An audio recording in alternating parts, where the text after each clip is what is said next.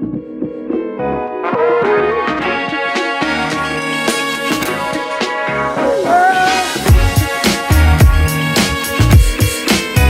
ai parlé toute ma carrière en sélection. Je préfère penser au moment comme mon but en Côte d'Ivoire qui nous permet de nous qualifier à la Coupe du Monde après 20 ans. Ça a été un moment que je n'oublierai jamais dans ma vie. Salut mon gars, chaque semaine Passibet retrace la carrière d'un footballeur et cette semaine on s'intéresse à lui. Tu l'as reconnu, c'est Mehdi Benatia. Il raccroche les crampons à l'âge de 34 ans. Bon bah c'est le moment de redécouvrir ou de découvrir son parcours, les moments forts de sa carrière. Allez, c'est parti.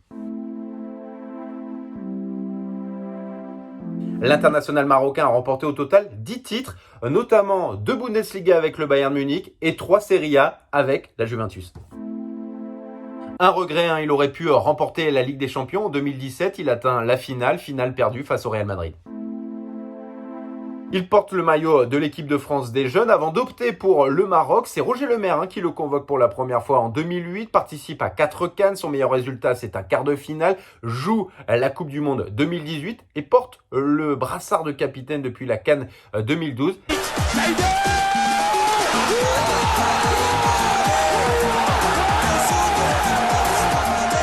Et il a annoncé sa retraite internationale en 2019. J'étais pas dans le dernier rassemblement, le premier du nouveau coach Vahid. Et je me suis entretenu avec lui il y a une dizaine de jours d'ailleurs. Et je lui ai dit que voilà, tout simplement, je comptais mettre fin à ma carrière internationale. Donc c'est jamais une décision facile. Je le sentais déjà un petit peu à la CAN. C'est pourquoi j'ai été vraiment très touché, comme je te disais, de l'élimination contre le Bénin, parce que pour moi, je ne pouvais pas finir comme ça.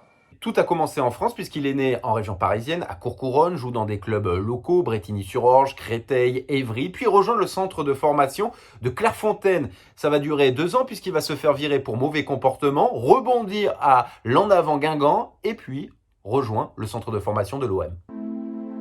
Une aventure qui se passe mal, José Anigo ne croit pas du tout en lui, ne le convoque pas chez les pros. Je lui en veux toujours d'ailleurs. C'est le fameux match des minots. Je ne sais pas si vous vous souvenez, le match au Parc des Princes. Moi, à l'époque, j'étais surclassé dans toutes les catégories de jeunes. J'étais capitaine. Pour une histoire un peu tordue, il me renvoie avec la réserve. Donc là, on rentre dans les premiers conflits avec Anigo. En toute modestie, s'il y a bien un jeune qui devait partir, c'était moi le premier. J'étais capitaine dans toutes les catégories, j'étais surclassé. Et donc, il est à 2 doigts de quitter l'OM pour rejoindre l'AS Saint-Etienne, puisque Eli Bob aime bien son profil, lui propose un contrat, mais José Anigo ne souhaite pas le vendre à un club de Ligue 1. Il préfère qu'il évolue en Ligue 2. Et donc, il est prêté à Tours, puis à Lorient lors de la saison 2007-2008.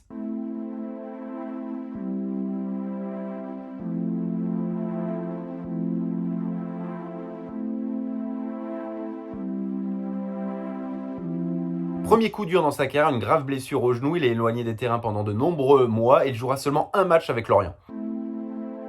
Fin de son prêt avec Lorient, pas question d'intégrer à l'OM. Il veut quitter ce club. Il est vendu à Clermont Foot et là-bas, vraiment, il va avoir énormément de temps de jeu et il va s'épanouir. Et un recruteur d'Udinese va le repérer, va lui proposer un contrat. Sotto l'aspetto fisico anche tecnico.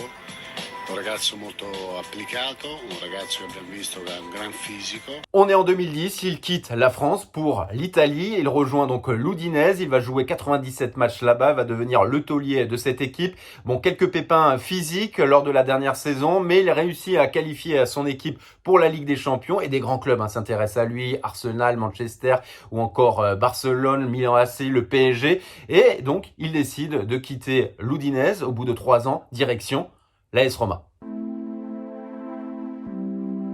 Il s'intègre vite dans le 11 de départ de l'AS Roma, c'est un pilier, il est même le 3e capitaine derrière De Rossi et Totti. Il faut dire qu'il a des qualités de meneur d'homme, mais surtout il est très fort physiquement, dans l'anticipation, dans son jeu de tête, très intelligent dans le jeu, et sauf que son aventure va mal se terminer, puisqu'il va avoir une petite embrouille avec ses dirigeants qui lui promettaient une revalorisation salariale, et elle n'arrivera jamais, et donc il décide de quitter le club.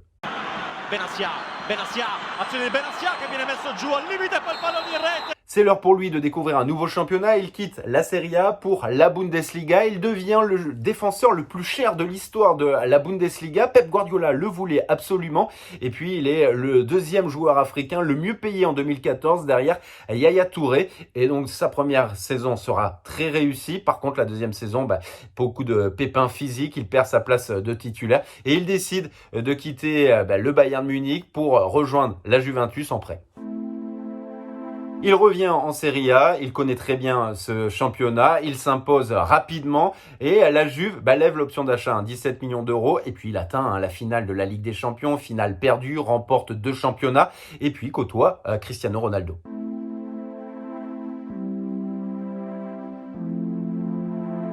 Petit à petit, il perd sa place de titulaire et pas question de squatter le banc ou d'être en tribune. Il décide de quitter la Juve, direction le Qatar, et où là-bas, il va remporter un dernier titre.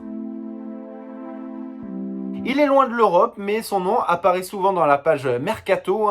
Les clubs européens s'intéressent toujours à son profil. C'est le cas d'Arsenal, l'AC Milan ou encore le FC Barcelone. Finalement, il rejoint la Turquie, il va dans ce club. Mais bon, il ne va jamais s'imposer là-bas puisqu'il aura énormément de blessures. Il fera seulement 6 apparitions. Et puis, ce jeudi 9 décembre 2021, il annonce sur les réseaux sociaux qu'il quitte le monde du foot. C'est fini pour lui, il prend sa retraite.